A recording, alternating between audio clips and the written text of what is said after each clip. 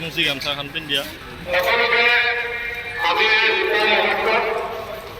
অসম চৰকাৰৰ মাননীয় মুখ্যমন্ত্ৰী ডক্টৰ হিমন্ত বিশ্ব শৰ্মাৰ হৈ মই সাংস্কৃতিক মন্ত্ৰী বিমল বৰাই আপোনালোকলৈ নমস্কাৰ জনাইছোঁ।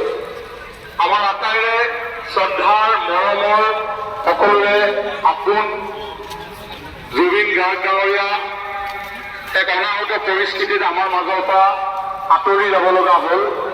কাৰো কাম্য নাছিলে, কিন্তু তেওঁ আঁতৰি গ'ল। ই শাশ্বত সত্য, আৰু এই সত্য আমি সকলোৱে মানি ল'ব লাগিব।